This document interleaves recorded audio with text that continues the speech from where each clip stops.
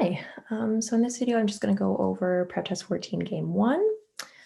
This is kind of a weird, fun one in my opinion, and I might actually need to do a little bit of drawing for it. A newly formed company has 5 employees, FGH, K, and L. Okay.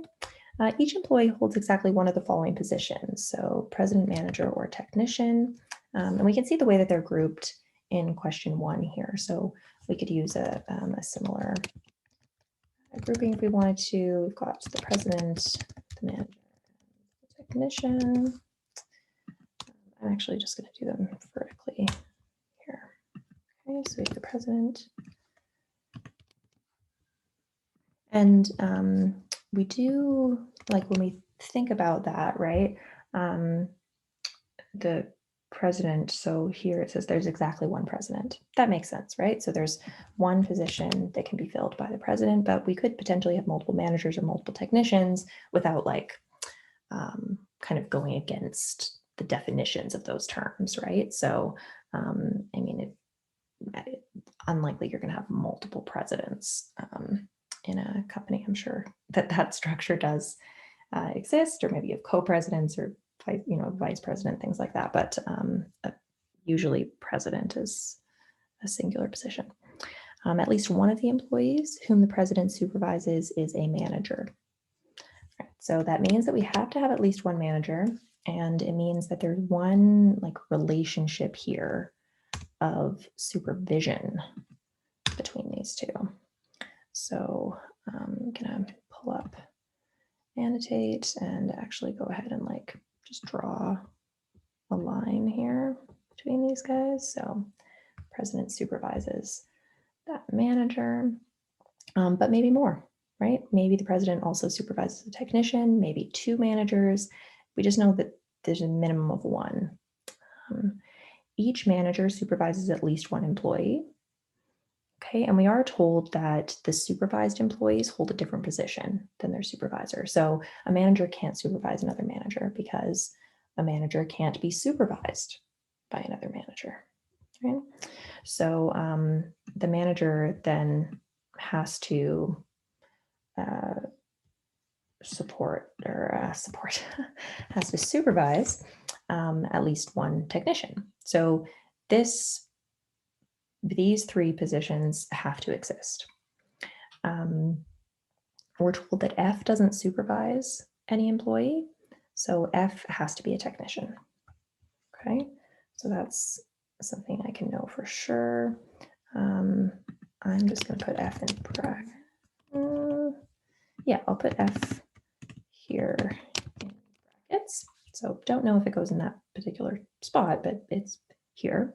And G supervises exactly 2 employees. So G can't be a technician. G must be either president or manager. So G could be here or here. I will just say we can't have F there. Can't have F there. And we can't have G here. Okay. So these are the things that we know so far. It might be handy to actually draw out multiple distribution options. So we know we only ever have 1 president, but maybe we have 2 managers and 2 technicians, with each manager managing a technician. We cannot have 3 managers and a single technician because there wouldn't be enough technicians for the managers to manage. So we know that the employees are each supervised by exactly 1 employee. So we can't have a technician that has multiple managers. Okay, so our options would be 1 president, 2 managers, 2 technicians, where the president manages both managers and each manager manages a single technician. We could also have 1 president, 1 manager, and 3 technicians. Okay, we could have the president managing 1 of the technicians or 2 of the technicians, as well as the manager, and then the manager manages 1 remaining technician. Or we could have the president just managing the manager manages all 3 technicians. There are a few different options in this scenario for how the like the actual management chain of command sort of flows. Okay, so these I would look at as distribution options because we're distributing the players in different positions. So we don't have a fixed idea of how many of each position there are. So that definitely adds a wrinkle for this game. Okay, and then my annotation isn't going to survive moving around the page, but that's okay. I'll just kind of try to use this blank space and use the annotate function from Zoom. All right. So which one of the following is an acceptable assignment of employees to the positions? Okay, so I'm just going to use the stamp here.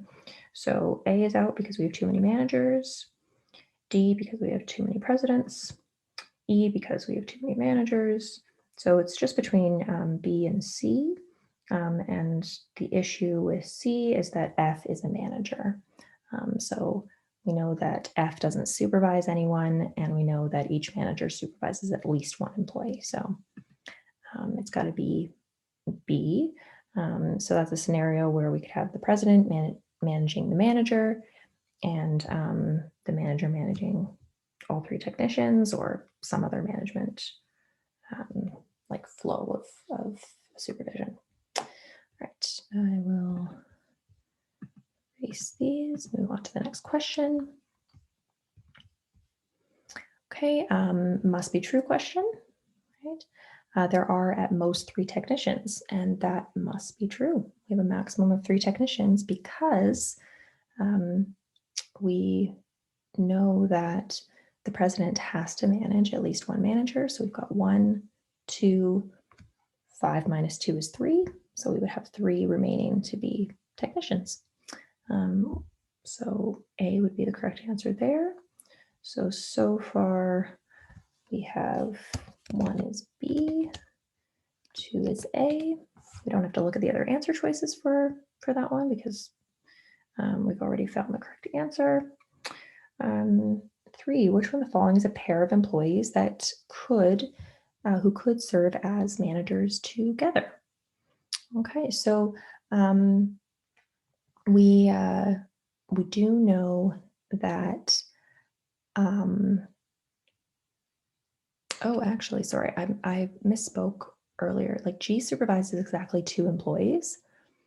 So if G is the president, G manages a manager and another manager, or a manager and a technician. So in this scenario here, G manages H and one of these 3, and then H manages the other 2.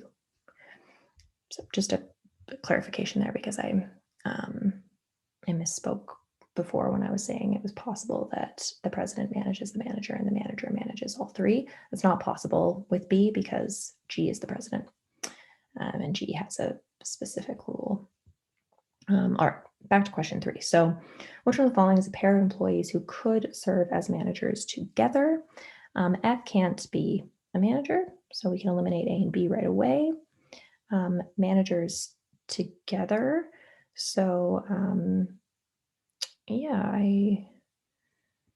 what's the difference between K and L?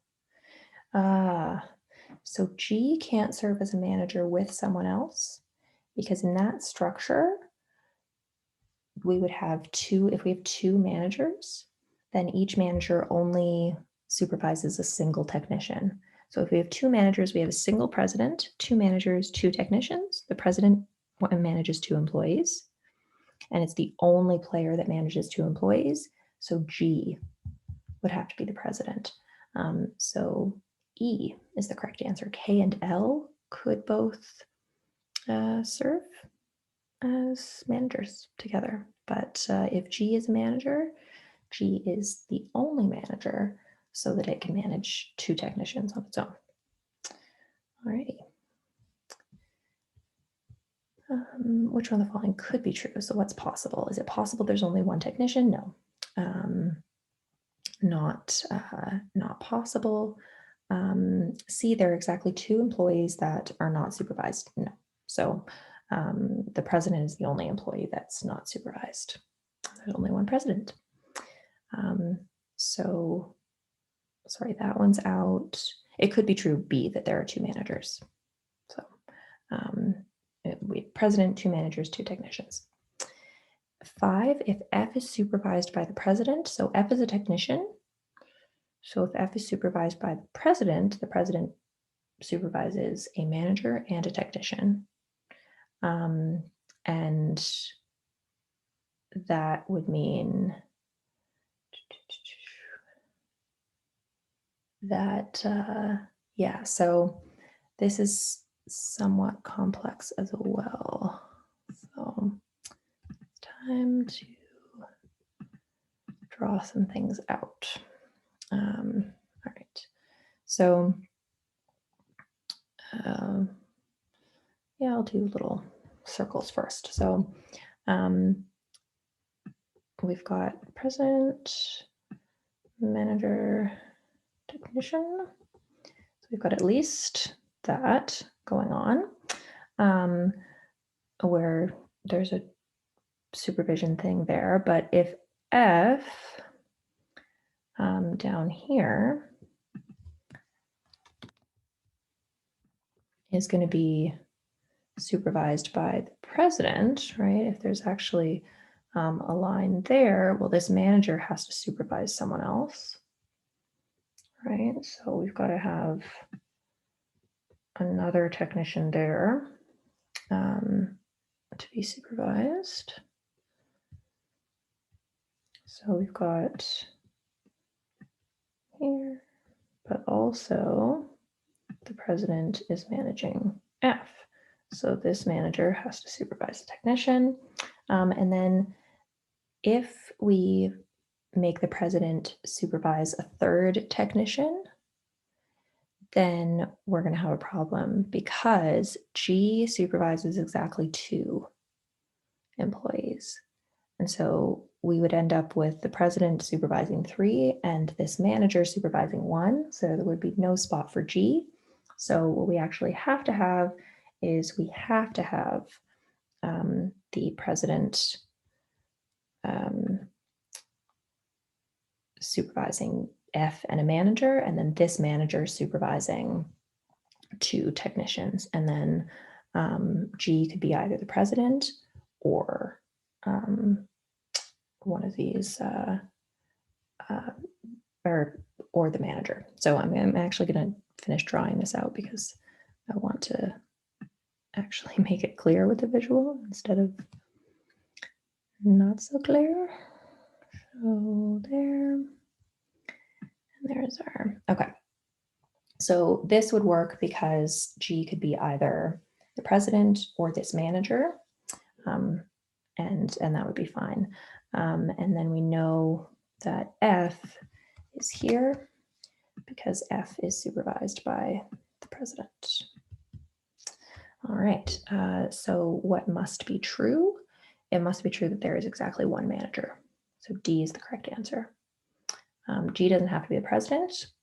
G could be the president or the manager. H doesn't have to be president either, right? Because G could be. L doesn't have to be a technician. L could be in any of the empty spots. D, there's exactly 1 manager. Yes, that does have to be true. E, there are exactly 2 technicians. No, there actually have to be 3. Okay. If K supervises exactly 2 employees, so now we have K supervising 2 and G supervising 2, so we know for sure that we're dealing with this structure again.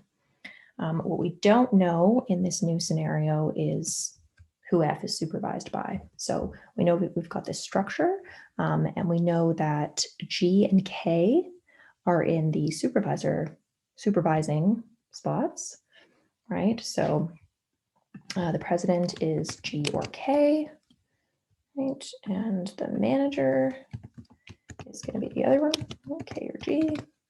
And then these technician spots down here are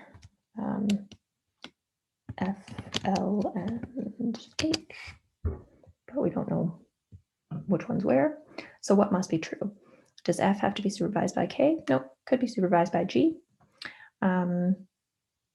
Is G a manager? Nope, not necessarily. G could be president. Is L supervised? Yes, L is going to be supervised. So L is not going to be the president. Are there exactly 2 managers? No, there's only one. Are there exactly 2 technicians? No, there have to be 3. Yeah, so that's 14 game 1.